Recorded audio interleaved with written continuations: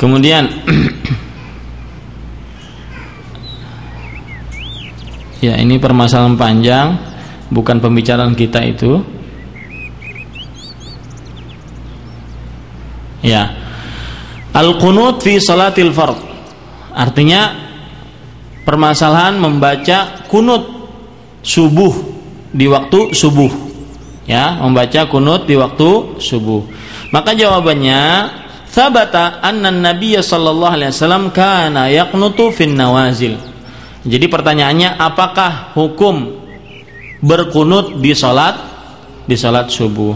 Jawabannya, telah tetap riwayatnya bahwa Rasulullah sallallahu alaihi wasallam beliau berkunut ketika ada nazilah, ada sesuatu yang genting yang datang dengan tiba-tiba. Yad'u 'alal mu'taddin minal kuffar wa yad'u lil mustad'ifin minal muslimin bil khalasi wan najati min kaidil kafirin wa asrihim. Nabi Muhammad sallallahu alaihi wasallam berdoa untuk kemenangan kaum muslimin, seperti itu gampangnya.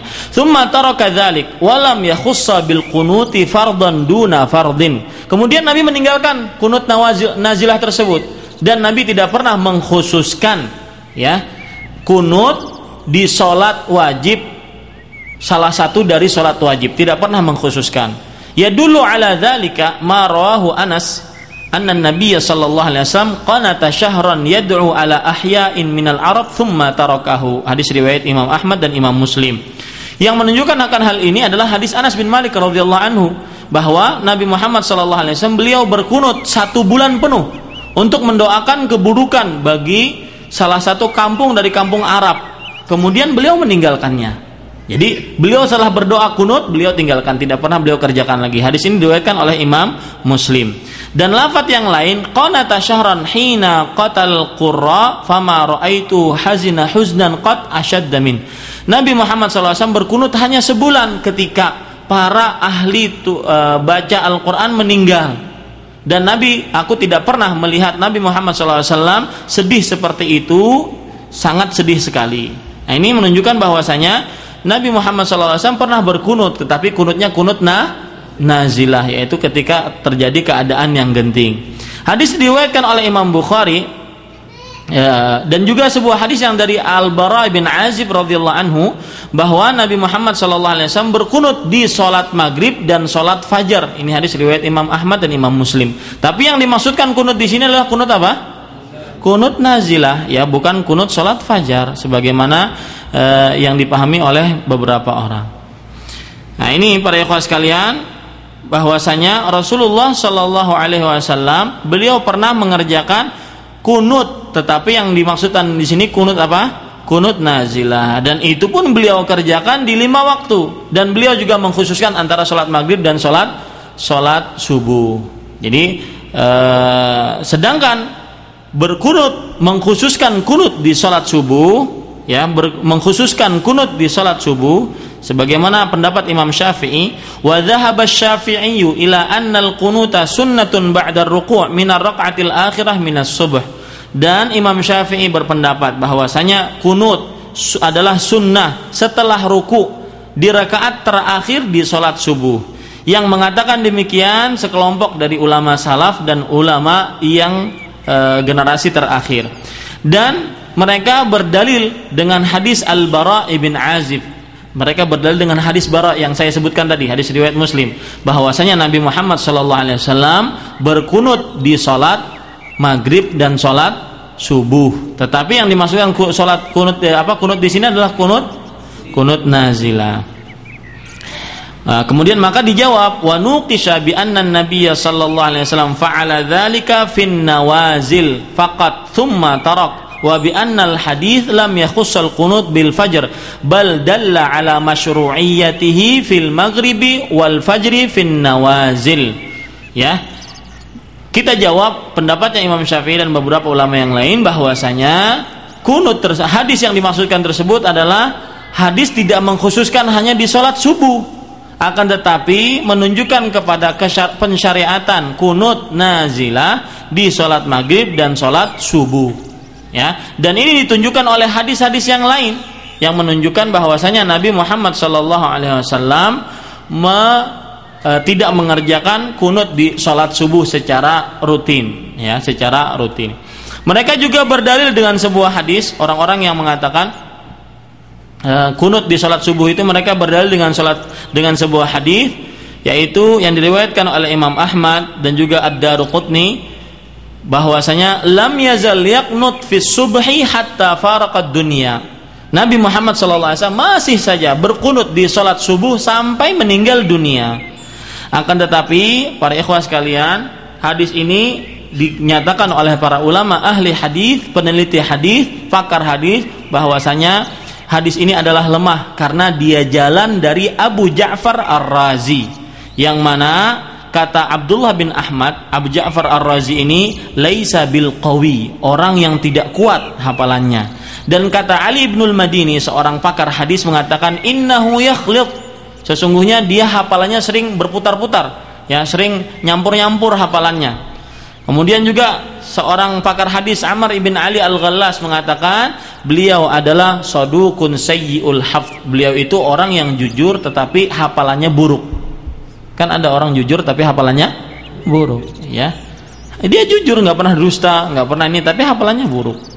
Nah, ini para ikhwah sekalian yang dirahmati oleh Allah Subhanahu wa taala yang berkenaan dengan salat dengan salat subuh. Cuma perhatian di sini, yang ingin saya tekankan di sini adalah faman, kata komite tetap untuk pembahasan ilmiah dan fatwa, faman shalla wara'a imamin yaqnutu fi subhi khasatan qabla ruku' au ba'dahu fa alaihi an yutabi'ahu. Barang siapa yang salat di belakang imam yang berkunut di salat subuh secara khusus, maka sebelum ruku ataupun setelah ruku, maka ikuti saja. Jadi kalau dia jadi imam, kalau dia jadi makmum, apa yang tugas kita? Ngikuti, boleh, ya. Wa in kana rajih al-iqtisaru fil qunuti bil faraid 'ala an-nawazili faqat, meskipun pendapat yang paling rajih adalah mencukupkan untuk berkunut di salat-salat wajib ketika ada hal-hal genting saja, atau yang disebut dengan kunut nazilah. Ini fatwa ini diketuai oleh Abdullah bin Mani' hafizahullahu taala. Taib, selesai permasalahan kedua. Sekarang permasalahan inti kita, yaitu apa?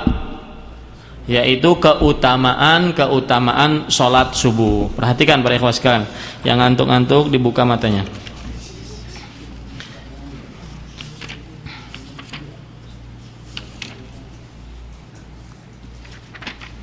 Keutamaan yang pertama yaitu Rasulullah sallallahu alaihi wa alihi wasallam bersabda, "Wa tajtami'u malaikatul lail wa malaikatun nahar fi salatil fajr." Keutamaan pertama, orang yang salat subuh dikumpuli oleh para malaikat. Artinya dikumpuli oleh para malaikat, digerumbungin oleh para malaikat, ya. Itu dia. Rasulullah sallallahu alaihi wasallam bersabda, dan para malaikat malam dan malaikat siang berkumpul di salat fajar. Coba, malaikat malam yang ketika malam menjaga malam ingin ke langit, dan malaikat siang yang ketika siang ingin turun, itu kumpul untuk orang yang salat subuh, ya. Abu Hurairah radhiyallahu anhu berkata, waqra'u in syi'tum wa qur'anal fajri inna qur'anal fajri kana mashhuda.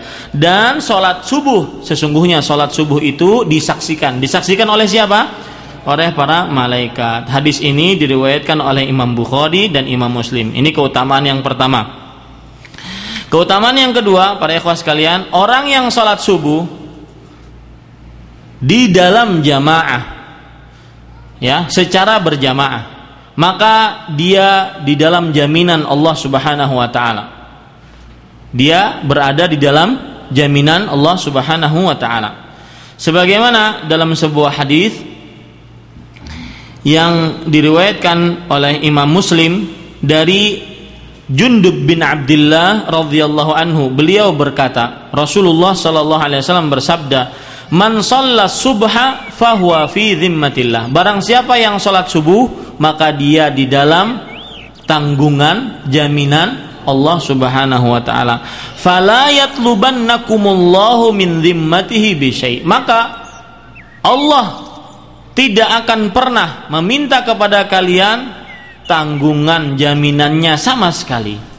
Artinya Allah tidak akan mengenakan orang tersebut musibah sama sekali. Fa innahu man yatlubuhu min dhimmatihi bi syai' yudrikuhu thumma yakubbuhu ala wajhihi fi nari jahannam. Nah, ini kebalikan dari orang yang tidak mengerjakan salat subuh. Sesungguhnya barang siapa yang diminta oleh Allah jaminannya dengan sesuatu dan dia mengetahui akan hal tersebut, maka dia akan diseret wajahnya ke dalam api neraka jahanam. Hati-hati, ini para ikhwah sekalian dirahmati oleh Allah Subhanahu wa taala. Ya, ini menunjukkan bahwasanya salat subuh itu termasuk cara untuk mendatangkan keamanan dari Allah Subhanahu wa taala, karena dia selalu dijaga oleh Allah Subhanahu wa taala. Dan barang siapa yang telah Allah jaga, maka tidak akan dia mendapatkan bahaya atau penyakit ataupun musibah, ya. Ini yang kedua. Yang ketiga, keutamaan orang yang sholat subuh, para ikhwan yang dirahmati oleh Allah Subhanahu wa taala, terutama berjamaah, yaitu dia akan mendapatkan pahala haji dan umroh yang sempurna. Terutama kalau setelah sholat subuh dia berzikir sampai waktu syuruk, sampai terbitnya matahari. Kemudian dia sholat 2 rakaat, maka dia akan mendapatkan pahala apa? Haji dan umroh yang sempurna. Hadisnya yaitu sebuah hadis diriwayatkan oleh Imam Tirmidzi dari Anas bin Malik radhiyallahu anhu, Rasulullah sallallahu alaihi wasallam bersabda, "Man shallal fajra fi jamaah, thumma qa'ada yadhkurullah hatta tatlu asy-syams." Barang siapa yang sholat subuh secara berjamaah, kemudian dia duduk, setelah sholat subuh dia duduk berzikir kepada Allah Subhanahu wa taala, membaca wirid pagi, membaca wirid sore, membaca wirid pagi, ya, sampai terbit matahari. Setelah terbit matahari, thumma shalla raka'atain, kemudian dia sholat 2 rakaat, kanat lahu ka ajri hajjatin wa umratin, maka dia seakan-akan mendapatkan pahala haji dan umrah. Pahala haji dan umrah. Bukan itu saja, tamatin tamah, sempurna. Coba bayangkan, ya. Orang haji berkali-kali mungkin belum dapat pahala haji sempurna. Ini hanya dengan dia sholat subuh berjamaah, kemudian dia duduk berzikir kepada Allah Subhanahu wa taala sampai terbit matahari, kemudian sholat 2 rakaat, dia akan mendapatkan pahala yang sempurna dari pahala haji dan umrah. Ini keutamaan sholat subuh secara berjamaah, ya, para ikhwah sekalian dirahmati. Nah, inilah yang disebut dengan sholatul isyraq. Kata sebagian orang, apa namanya? Sholat isyraq. Nah, ini bisa juga dinamakan dengan sholat subuh, sholat duha, ya, karena waktu duha itu semenjak terbitnya matahari sampai sebelum tergelincirnya matahari menunjukkan waktu zuhur. Itu waktu duha. Dan waktu yang paling utama dari sholat duha adalah ketika sudah panas. Rasulullah SAW bersabda, "Sholatul awwabin hina tarmudul fisal." Sholatnya orang-orang yang kembali kepada Allah Subhanahu wa taala adalah ketika tarmudul fisal, anak-anak onta karena saking panasnya terkena sengat matahari, dia kembali ke kandangnya. Itulah waktu yang paling bagus untuk mengerjakan sholat duha.